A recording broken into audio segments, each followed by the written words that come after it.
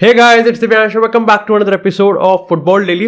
और आज के एपिसोड की जो हमारी पहली अपडेट है ना, वो आती है यहाँ पर एक प्राउड मोमेंट से, क्योंकि रिसेंटली यार फीफा ने ना एक सीरीज निकाली है 3 एपिसोड की, जो कि ट्रिब्यूट और एक लेजेंडरी स्टोरी बयां करती है सुनील छेत्री सर की। और एक्चुअली में ये चीज़ बहुत बड़ी है यार, क्योंकि देखो यार इट्स जस्ट लाइक है, ये देखो सीरीज है, लेकिन ये इंडियन फुटबॉल की अगर हम बात करें या फिर खुद हम यहाँ पर सुनील छेत्री की बात करें, तो उनको यहाँ पर वो चीज़ मिली है, उनको वो रिकग्निशन मिला है जो कि उनको कहीं ना कहीं बहुत पहले ही मिल जाना चाहिए था। अब ये 3 एपिसोड की सीरीज है जो कि आपको फीफा प्लस पे देखने को मिल जाएगी। मैं लिंक यहाँ पर दे दूंगा, डू मेक श्योर कि आप यहाँ पर उस चीज को देख लो। डेफिनेटली इसका पहले एपिसोड की हम बात करें तो किस तरीके से उन्होंने डेब्यू करा है, किस तरीके से उन्होंने यहाँ पर अपना जो लेजेंडरी जो करियर है कैसे किक स्टार्ट करा है। सेकंड एपिसोड की हम बात करें तो किस तरीके से यहाँ पर उन्होंने अपने पीक को यहाँ पर टच करा है। और डेफिनेटली हमको सेकंड और थर्ड एपिसोड में इनसाइड स्टोरी भी उनकी जर्नी की पता चली है। ये चीज़ बहुत ज़्यादा इंपॉर्टेंट है, क्योंकि जब आप यार देखो मेसी रोनाल्डो की जब हम बात करते हैं, लेकिन आपको ये भी समझना पड़ेगा कि अगर एक्टिव टॉप फुटबॉलर जो कि इंटरनेशनल में सबसे ऊपर रहते हैं गोल स्कोरिंग की चार्ट में, वहां पर सुनील छेत्री नंबर 3 पर है। और ये चीज बहुत ज्यादा बड़ी है। जस्ट इमेजिन कितना बड़ा ग्लोबल रिकॉग्निशन यहाँ पर सुनील छेत्री को मिल रहा है और कितना बड़ा ग्लोबल रिकॉग्निशन यहाँ पर इंडियन फुटबॉल टीम को मिल रहा है। ऐसी अपॉर्चुनिटीज को यार टैप करना चाहिए, और इसका कोई फायदा हो ना हो एट दी एंड, लेकिन कहीं ना कहीं एक प्राउड मोमेंट है एज ए इंडियन फैन। लेकिन इसी के साथ बात करते हैं अब थोड़ी सी यहाँ पर क्रिस्टियानो रोनाल्डो की। तो भाई देखो, रोनाल्डो के लिए सब बुरा जा रहा है, लेकिन एक्चुअली में इससे ज्यादा बुरा क्या होगा जब उसके खुद के यहाँ पर अगर पोर्चुगल फैंस की हम बात करें और पोर्चुगल मीडिया की हम बात करें, तो वो खुद ही यहाँ पर उसको स्लैम कर रही है। अब देखो यार, जब ऐसी सिचुएशन क्रिएट होती है ना, तो कहीं ना कहीं जब मेजोरिटी पब्लिक का नैरेटिव होता है ना, वो भारी पड़ जाता है, चाहे माइनॉरिटी पब्लिक की हम बात करें, चाहे फिर यहाँ पर हम बात करें किसी प्लेयर की। अब देखो यार, इसका सीधा सीधा एग्जाम्पल आप हैरी मैग्वायर के ले लो। देयर इज अ सेक्शन जो कि हैरी मैग्वायर को, मैं ये नहीं कहूँगा प्रोटेक्ट करना चाहता है, लेकिन at the same time they want a logical justice. वो चाहते हैं कि हैरी मैग्वायर को खिलाया जाए, मतलब फलाना फलाना। वो कहते हैं कि देखो क्रिटिसिज्म करो, लेकिन वहां करो जो डिजर्व है, आप ओवर एग्जैजरेट मत करो। सेम यहाँ पर क्रिस्टियानो रोनाल्डो के साथ भी हो रहा है कि डेफिनेटली यहाँ पर रोनाल्डो के जो फैंस है, इवन इफ मी, मैं ये कहूँगा कि ठीक है, ही डिजर्व्स क्रिटिसिज्म, ही डिजर्व्स अगर हम बात करें यहाँ पर थोड़ा सा बैश करना, बेंटर वगैरह सब है, लेकिन कहीं ना कहीं ओवर एग्जैजरेशन यहाँ पर कई बार हो रहा है। और अभी इट्स हैपनिंग, क्योंकि देखो यार सीधी सीधी बात है, अगर रोनाल्डो के स्टेटस के प्लेयर की हम बात करें तो ये चीज तब तक कंटिन्यू रहती है, चाहे रोनाल्डो की हम बात करें, मेसी की हम बात करें, और इस स्टेटस के लेवल के प्लेयर तो और कोई है नहीं, तो ये चीज तब तक कंटिन्यू रहेगी, इनको बैश करना तब तक कंटिन्यू रहेगा जब तक एक्चुअली में ये चीज इस सिचुएशन को टर्न ओवर नहीं करते। और रोनाल्डो के साथ अभी एक्चुअली में नहीं हुआ है। यानी कि आप ये मान के चलो, जो बैशिंग चल रही है, जिस दिन यहाँ पर एक हैट्रिक आ गई, जिस दिन यहाँ पर एक गोल आ गया, जिस दिन यहाँ पर 10 on 10 परफॉर्मेंस आ गई, ये बैशिंग खत्म हो जाएगी, लेकिन वो चीज नहीं हो रही।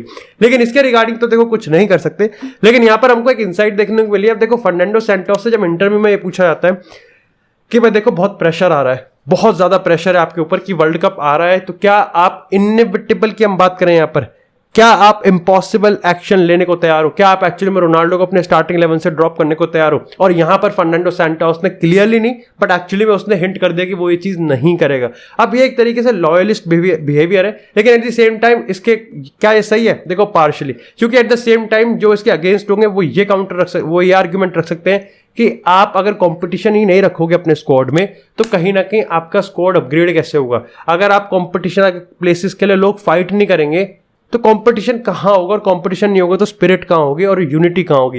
एट द सेम टाइम जो इसके अगेंस्ट है वो कहते हैं कि चलो ठीक है, हम एक बार वो कंपटीशन को एक बार कर देते हैं कंसिडर, लेकिन आप ये देखो कि आप जिसको बेंच पे बिठाने की कोशिश कर रहे हो वो इस समय हाईएस्ट गोल स्कोरर है, अगर एक्टिव मैन फुटबॉल की हम बात करें। हाँ, डेफिनेटली यहाँ पर वो इस चीज को दरकिनार कर रहे हैं कि there is a age and 38 हो चुकी है। और यहाँ पर कहीं ना कहीं अगर जस्ट बिकॉज कि उसका 1-2-3 महीने का गंदा पैच आ रहा है, आप यहाँ पर उसकी पोजीशन को, और आप कहीं ना कहीं उसने जितना भी यहाँ पर जितना भी अपने आप को सेक्रीफाइस किया है नेशनल फुटबॉल टीम के लिए, वो आप बिल्कुल ही हटा के यहाँ पर उसको बाहर करना चाहते हो। अब ये मैंने दोनों साइड के ओपिनियन दे दिए हैं। डेफिनेटली मैं तो यार रोनाल्डो बायस हूं, तो मैं तो बिल्कुल भी नहीं चाहूंगी वो यहाँ पर वर्ल्ड कप में बेंच पर बैठे, लेकिन मैंने अपना ओपिनियन इसमें यहाँ पर बिल्कुल भी नहीं दिया है। ये इस समय कहीं ना कहीं 2 गुटों के या फिर 2 ग्रुप्स के मैं तुमको ओपिनियन बता रहा हूँ। मेरा ओपिनियन तुमको साफ साफ पता है, मैं बायस्ड हूँ और मैं रोनाल्डो को चाहता हूं स्टार्टिंग 11 में देखना, दैट्स इट। लेकिन इसी के साथ यार बात करते हैं थोड़ी सी यहाँ पर पीएसजी के ड्रामे की।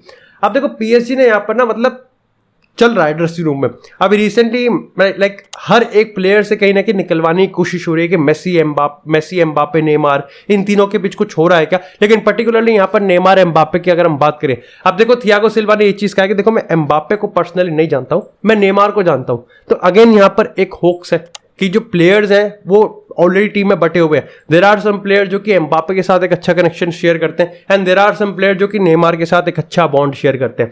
लेकिन इसमें ड्रामा तब आता है जब एक्चुअली में यहाँ पर अगर हम मार्किनियोस की भी हम बात करें या फिर हम थियागो सिल्वा की भी बात करें या फिर एक्चुअली में अगर हम पेरेदेस की बात करें तो पेरेदेस ने तो ये भी कह दिया कि मैं तो उन प्लेयर्स के बारे में बता सकता हूँ जिसके साथ मेरा कोई रिलेशनशिप ही हो और मेरा कोई किलियन एम्बापे के साथ कोई कनेक्शन कोई रिलेशनशिप है ही नहीं। मतलब तुम देखे हो कि ड्रेसिंग रूम में कितना ज्यादा वेग चीज हो रही है। अगर हम पीएसजी के इनसाइडर रिपोर्ट्स की हम बात करें तो वो एक्चुअली में किलियन एम्बापे को बहुत ही गंदा बैश कर रहे हैं। यहाँ पर फ्रेंच मीडिया की हम बात करें उस कमेंट के लिए जो उसने कहा था कि मेरे को गाल्टर के अंडर यहाँ पर बहुत ही रिस्ट्रिक्टिव तरीके से खेलना है, इसको फ्रेंच मीडिया ने बिल्कुल अच्छे से रिसीव नहीं करा। और आने वाले में प्रेडिक्शन भी है कि जो लाइक नेमार की परफॉर्मेंस को हम देखें, नेमार मेसी एम्बापे इन तीनों की परफॉर्मेंस को देखें तो कहीं ना कहीं इसमें जो इंटरनल जो फाइट है वो और ज़्यादा बढ़ने वाली है। ऐसे में मेसी की अगर हम स्टेप्स की बात करें तो उसने यहाँ पर चीज़ें बहुत क्लियर कर दी कि वो इस लाइक लफड़े में पढ़ना ही नहीं चाहता।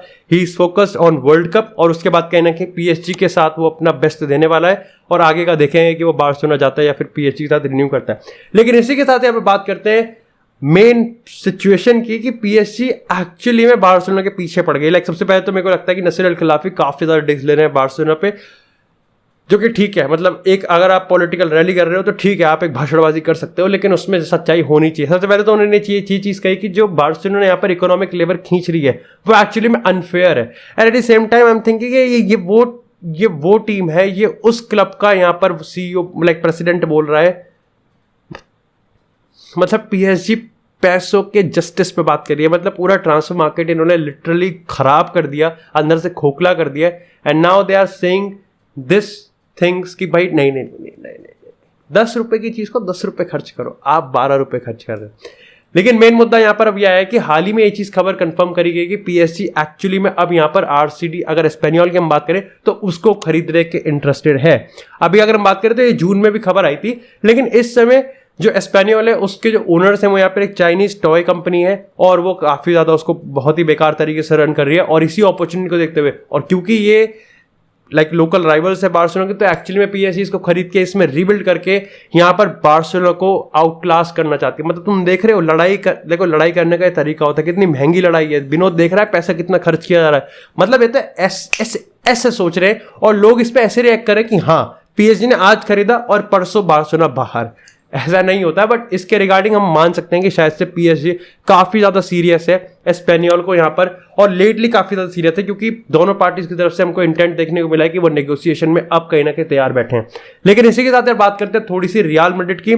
सबसे पहले अगर बेंजिमा की बात करें तो बेंजिमा को कॉन्ट्रैक्ट यहाँ पर 2024 तक का अब कहीं ना कहीं फुल एंड फाइनल स्विंग में है और ये चीज काफी ज्यादा सही है। वैसे अगर बेंजिमा की इंजरी की बात करें तो वो बिल्कुल फिट है और हमको लगता है कि ओसासुना के अगेंस्ट बेंजिमा खेलने को बिल्कुल तैयार है, विच इज क्वाइट गुड। क्योंकि अगर एल क्लासिको की हम बात करें तो उससे पहले बेंजिमा का परफॉर्म करना हाईएस्ट लेवल पे बहुत ज्यादा जरूरी है।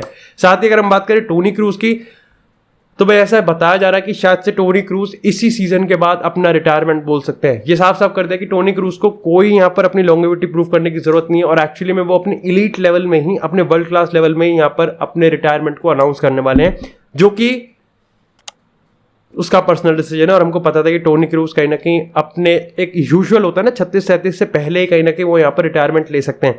अब बात करते हैं सबसे बड़ी खबर की। भाई ऐसी खबर हर एक रियल मैड्रिड 2023 में कैंसेलो और 2024 में हालैंड को ट्राई करने वाली फ्रॉम मैनचेस्टर सिटी। मतलब देखो ये इतना वियर्ड है ना कि मैं सिटी के किसी फैन को बोलूंगा ना तो 2 जूते मेरे मारेगा और 2 जूते शायद से खुद को मारेगा कि मैं सपने से जगा लूँ, क्या सुन लिया मैंने। अब रिसेंटली अगर हम खबर की बात करें तो एक्चुअली में ये सीन है कि जाओ कैंसेलो को यहाँ पर मैनचेस्टर सिटी से खींचने की कोशिश करेगी रियल मैड्रिड 2023 में। ये चीज जितना वेग लग रही है सुनने में एक्चुअली में उतनी वेग है भी, क्योंकि अगर हम 2021-22 के सीजन की बात करें तो जाओ कैंसेलो ने 6 साल का कॉन्ट्रैक्ट यहाँ पर उनके साथ मतलब रिन्यू करा था, जो भी था 2027 तक का कॉन्ट्रैक्ट है। अगर अभी आप ट्रांसफर मार्केट में वैल्यू की बात करोगे तो 70 मिलियन के आसपास आएगी, लेकिन तुमको लगता है कि 70 मिलियन की है। हाँ, अगर बर्नार्डो जैसे प्लेयर की हम बात करें, अगर बार्सिलोना बर्नार्डो जैसे प्लेयर के लिए 70 मिलियन या 75 में डील कर सकते हैं तो वाई नॉट, अगर रियल मैड्रिड जाओ कैंसेलो के लिए कर सकते हैं। लेकिन सबसे बड़ी चीज ये है क्यों अगर देखो मैं कहूंगा कि मैनचेस्टर सिटी क्यों करेगी ये चीज, वाई उनको कौन से चुनचुने काट रहे हैं कि हम जाओ कैंसेलो को सेल कर दे। दूसरी चीज कि अभी तक ये भी कंफर्म नहीं है कि क्या जाओ कैंसेलो एक्चुअली में रियल मैड्रिड को मानता है कि ठीक है यार मेरे को अपने करियर में अपना नेक्स्ट मूव है, और मैनचेस्टर सिटी का अगर हम ऊपर की बात करें तो इट इज रियल मैड्रिड, जो कि नेक्स्ट स्टेटस आता है कि हाँ रियल मैड्रिड। वैसे अभी हाल ही में खबर आ रही थी कि बार्सिलोना भी बहुत ही हेवीली इन्वेस्ट कर सकती है यहाँ पर राइट बैक की पोजीशन में, और रियल मैड्रिड भी कर सकते हैं। लेकिन मेरे को लगता है कि रिगार्डलेस ऑफ द फैक्ट कि इन पे कितना ही पैसा हो, एक ही चीज है वो ये है कि इनका स्टेटस, चाहे बार्सिलोना की बात करें चाहे हम रियल मैड्रिड की बात करें, अगर ये कन्विंस करने में तैयार हो गए कि yes this is the time जब जाओ कैंसेलो को नेक्स्ट स्टेप लेना चाहिए, तो हो सकता है, अदरवाइज नहीं। लेकिन बात करें अगर अर्लिंग हालैंड की, सेम सिचुएशन है। आई थिंक हालैंड के में मैं थोड़ा सा कहूँगा थोड़ा सिचुएशन और भी, क्योंकि अभी उसको वो हर चीज मिल रही है जो कि एक प्लेयर को चाहिए होता है। आपको एक ऐसा मैनेजर चाहिए जो आप पे कन्विंस करता है, आपको आपके लिए लिटरली एक स्टेडियम है जो कि पूरा भरता है सिर्फ आपके लिए। मतलब इसको एक नेगेटिव वे में मत लेना, जस्ट पॉजिटिव ऑरा की मैं बात कर रहा हूँ। आपके पास यहाँ पर प्रीमियर लीग टाइटल जीतने का, आपके पास एक बैलन डोर जीतने का है, एक चैंपियंस लीग का कर्ज आपको तोड़ना, आपने वो तोड़ दिया। तो जस्ट इमेजिन सिटी फैंस के लिए हालैंड क्या मीन करता है। अगर वो चीज 2024 से पहले हो जाती है, इट माइट बी पॉसिबल। लेकिन अगर आप ये कहो कि इस सेंस से देखो कि Haaland is there to stay, to maintain and to create a record जो कि कोई और कभी बना ही नहीं सकता सिटी के, अगर हम फ्यूचर की बात करें तो मुश्किल है कि हालैंड यहाँ पर 2026-27 तक कहीं जाने वाला है। लेकिन इसी के साथ बात करते हैं थोड़ी सी बेलिंगम के लिए। तो मैंने तुमको पिछले एपिसोड में कहा ही था कि देखा बेलिंगम का सीन यहाँ पर ऐसा है कि अभी तो सिर्फ 2 क्लब पता है, रियल मैड्रिड और लिवरपूल, लेकिन आने वाले टाइम में हमको और भी क्लब देखने को मिल सकते हैं। और अब यहाँ पर यह चीज बताई गई है कि एक्चुअली में मैनचेस्टर सिटी में Holland, agent Holland is on the move. Holland ने यहाँ पर प्रिलिमिनरी कह सकते हो कि एक तरीके से दुकान में बात डाल दिया कि मैनचेस्टर सिटी भी तू आ सकता है, और ऐसे में सिटी भी अब इस रेस में है। साथ ही साथ चेल्सी भी 130 मिलियन के बजट के साथ शायद से बेलिंगम की रेस में उतर सकती है। हाउएवर अगर हम रियल मैड्रिड के रिपोर्ट्स की हम बात करें तो अभी भी इसी चीज पे एम्फसाइज कर रहे हैं कि एक्चुअली में 150 का कुछ है ही नहीं, 100 के आसपास भी ये डील कंप्लीट हो जाएगी। पता नहीं भाई, देखो Chelsea, Manchester city, real Madrid और लिवरपूल 4 क्लब तो ऑलरेडी आ गए, पीएसजी की आना बाकी है, और बार्सिलोना आ गई तो जयराम जी की। लेकिन इसी के साथ बात करते हैं अब थोड़ी सी मैनचेस्टर यूनाइटेड से। तो भाई डिएगो डालो के अगर हम कॉन्ट्रैक्ट की बात करें तो उसको यहाँ पर ट्रिगर करने की कोशिश है कि आप उसको 1 साल ऑटोमेटिकली एक्सटेंड कर दो। इस समय बार्सिलोना की बात करें, युवेंटस की बात करें, एथलेटिको मैड्रिड की बात करें, हम एसी मिलान की बात करें, ये चारों ही क्लब इस सिचुएशन को काफी क्लोजली मॉनिटर कर रहे हैं। और ऐसे में मैनचेस्टर यूनाइटेड बिल्कुल भी चांस नहीं लेना चाहती कि डिएगो डालो को हम यहाँ पर लूज करें। डिएगो डालो अपनी लाइफ की one of the best performance यहाँ पर दे रहा है एरिक टेन हैग के अंडर की हम बात करें, या फिर इवन हम पोर्चुगल की बात करें, और ये चीज उसके करियर के लिए काफी ज्यादा सही है। ऐसे में it would be very foolish अगर यहाँ पर डिएगो डालो को हम यहाँ पर निकाल के रिप्लेसमेंट ढूंढ रहे हैं कि हाँ भाई ठीक हो अब रिप्लेसमेंट कर लेते हैं। That's a big deal. लेकिन thank you so much guys for watching this episode. अगर आपने एपिसोड देख लिया तो एपिसोड को लाइक करें, चैनल को सब्सक्राइब करें, आपको इस तरह फुटबॉल से एक्सक्लूसिव कंटेंट चैनल पर मिलता रहेगा। तब तक के लिए stay tuned, stay safe, and I will see you in the next episode.